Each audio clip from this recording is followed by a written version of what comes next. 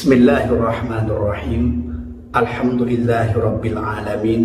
Wassalatu wassalamu ala asyrafil anbiya'i wal mursalin sayyidina wa habibina Muhammadin wa ala alihi wa sahbihi ajmain. Sahabat, kali ini kami mau berbagi sebuah ilmu yang sangat penting, yaitu mengenai bab al-jima', sahabat. Jadi bagaimana hukumnya sebenarnya gaya 76 atau 69 dan lain sebagainya. Untuk video kali ini kami menanggapi daripada video tentang gaya 69 dari Teh Iim. Kali ini saya ingin membahas, ada yang bertanya kepada saya perihal gaya nih. Perihal gaya apa yang dia tanyakan itu perihal gaya 69. Dia bertanya apakah hal itu diperbolehkan di dalam fikih ataupun diharamkan. Sebelumnya mohon maaf sekali ya jika didengar akan apa yang saya jelaskan misalkan agak sedikit tabu begitu ya, karena saya membahas hal yang seperti inilah gitu, yang mana bagi sebagian orang mungkin hal ini cukup tabu didengar, tetapi jangan berpikir negatif, karena apa yang saya sampaikan ini adalah dasar ilmu yang ingin saya sampaikan. Karena apapun itu ya, di dalam beribadah kita itu diatur oleh aturan agama ya, diatur oleh fikih, sehingga tidak ada kehamhaman lagi gitu bagi kita yang belum mengetahui apakah ini diperbolehkan atau tidaknya. Jadi sekali lagi, jadi ini sebenarnya Teh Iim masih malu-malu, sahabat. Dan ini adalah video pertama, video beliau yang sangat viral. Inilah video yang bikin hoki dari Teh Iim, dari channelnya Al Asron. Dan ini beliaunya masih malu dan ragu-ragu. Jadi karena konten yang seperti ini, sahabat, pasti banyak komen-komen yang negatif. Lebih-lebih seorang perempuan, makanya beliau banyak menonaktifkan sisi komentar, kolom komentar. Mungkin banyak yang berkomentar negatif dan lain sebagainya. iya, jangan berpikir negatif akan apa yang saya sampaikan ini ya. Apalagi kan saya ini wanita gitu ya, seolah mungkin agak kurang pantas lah kalau wanita berbicara hal seperti ini.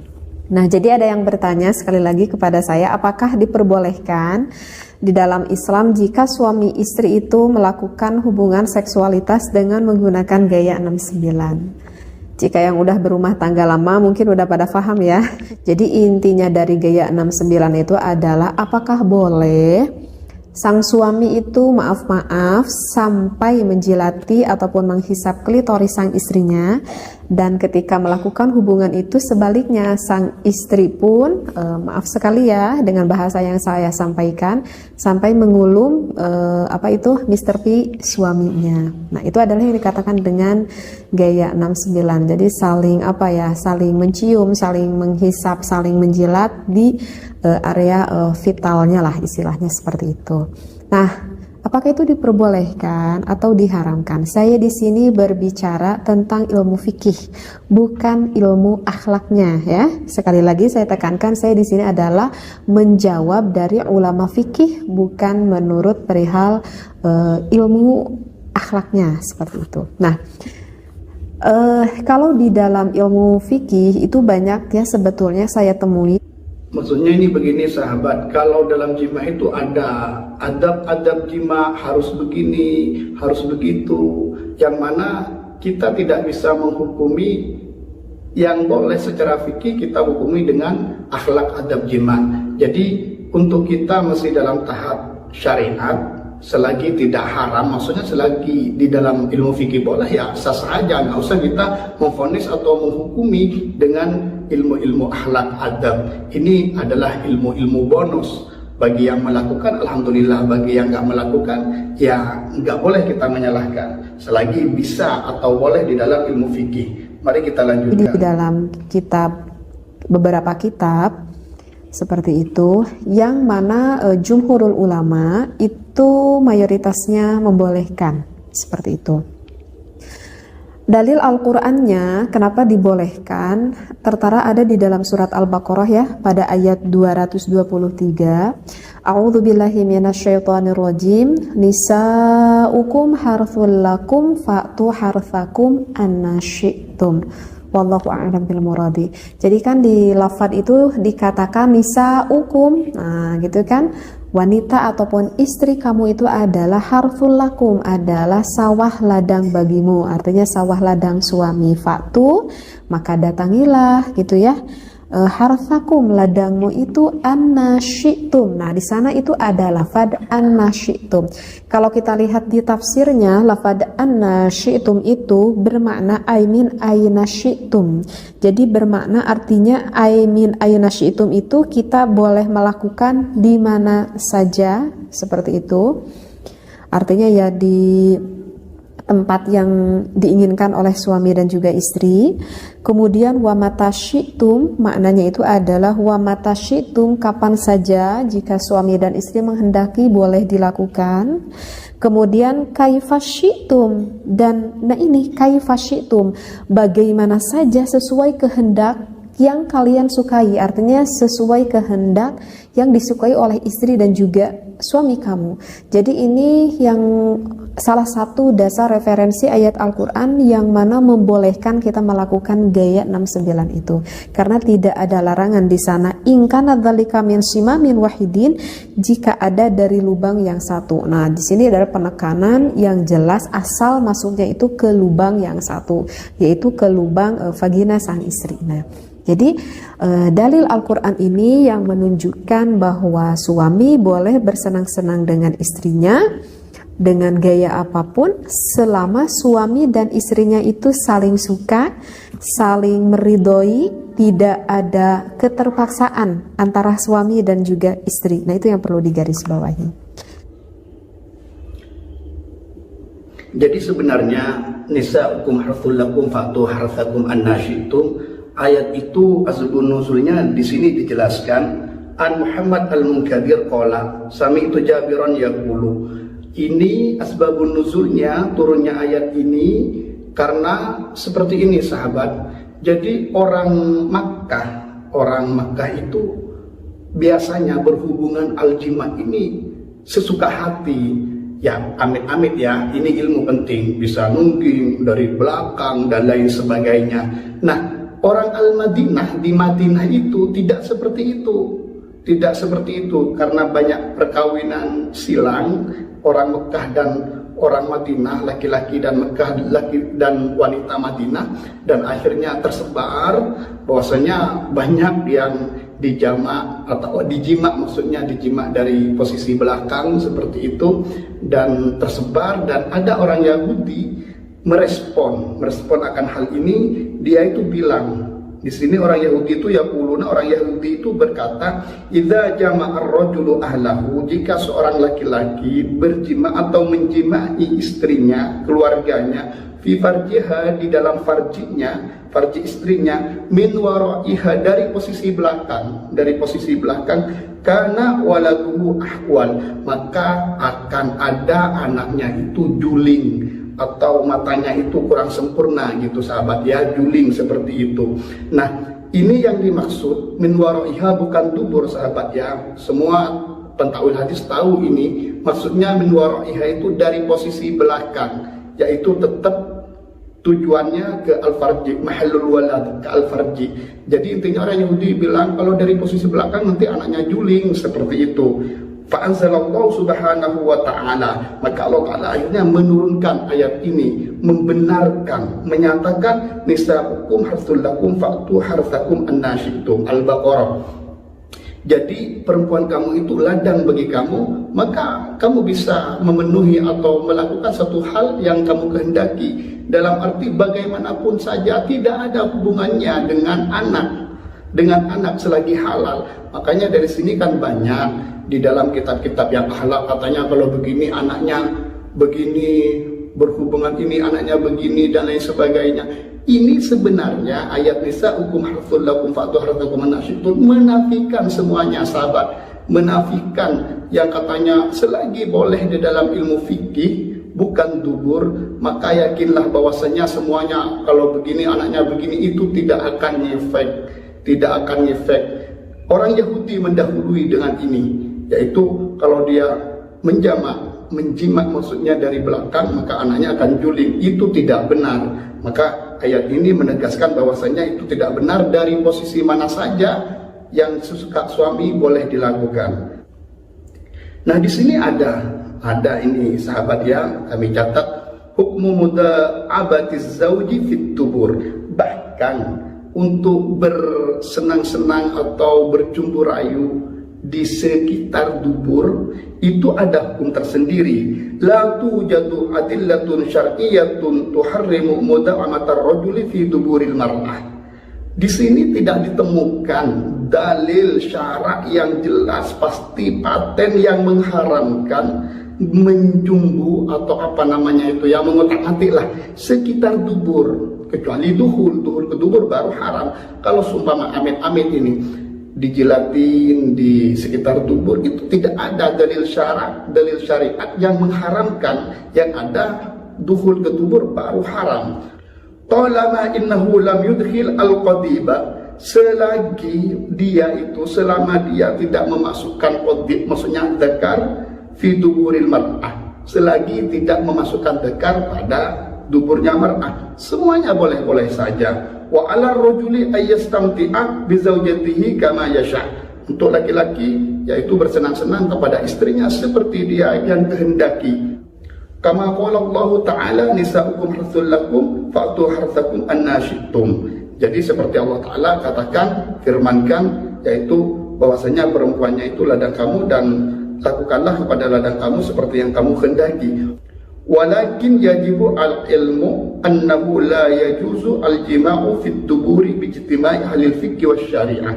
Cuma yang harus kita ketahui, yang wajib ketahui bahwasanya yang tidak boleh itu adalah jima di dalam dubur. Itu secara ijma ahli fikih juga ahli syariat semuanya tidak membolehkan. Untuk bermain-main amit-amit menjilati atau menyentuh sekitar dubur itu boleh-boleh saja. Oke, kita lanjutkan sahabat. Nah, kemudian saya akan membacakan dari referensi kitabnya ya, berusan dari dalil Al-Qur'an. Faqad qala asy-Syaikh Zainuddin bin Abdul Aziz Al-Malibari fi Fathul Mu'in, berkata asy-Syaikh Zainuddin bin Abdul Aziz Al-Malibari di dalam kitab Fathul Mu'in. Di sana kalau para santri ini udah populer kitab Fathul Mu'in ya. Jadi itu kitab fikih yang banyak sekali dipelajari di pesantren-pesantren. Nah, bagi yang pernah ngaji kitab Fathul Mu'in, di sana kita akan menemui faslun fil kafaah ya. Di sana kita akan menemui faslun fil kafaah, bisa dibuka lagi referensi kitabnya. Kemudian kita lihat agak ke bawahnya itu ada tatimatun ya. Ada tatimatun, di sini ada pembahasan yang mengatakan seperti ini. Jadi di dalam tatimatun itu yang membahas fi bayani ba'di adabin nikah ya, di dalam menjelaskan sebagian adab-adaban tentang nikah. Nah, ada yang dikatakan oleh Syekh Zainuddin, referensinya seperti ini.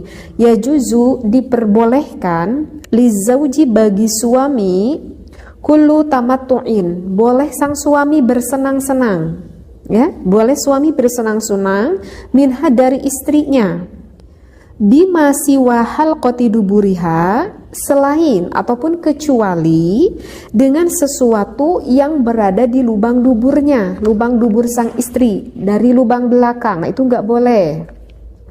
Walau bimaswi badriha. Nah, kecuali nih, walau bimaswi badriha, yang diperbolehkan itu walaupun sang suaminya itu sampai menghisap klitoris sang istrinya. Nah, jadi di dalam kitab Fathul Mu'in yang berkata Syekh Zainuddin bin Abdul Aziz, di sana dikatakan hukumnya diperbolehkan sang suami menghisap klitoris sang istrinya. Nah, begitu juga sebaliknya, sang istri juga diperbolehkan untuk mengulum milik sang suaminya yang kita kenal dengan gaya 69 ini gitu ya. Nah, jadi bagi sang suami ataupun sang istri, jika hal itu memang dianggap diperlukan dan saling menyukai, maka tak perlu ada keraguan kalau berbicara di dalam ilmu fikih, ulama di dalam mazhab Imam Syafi'i memperbolehkannya dengan syarat sang istri dan juga sang suami saling suka ya, saling meridhoi seperti itu. Di sini berkata dengan syarat sebenarnya mungkin adalah satu dua ulama, intinya tidak ada syarat saling meridhoi, tidak ada syarat.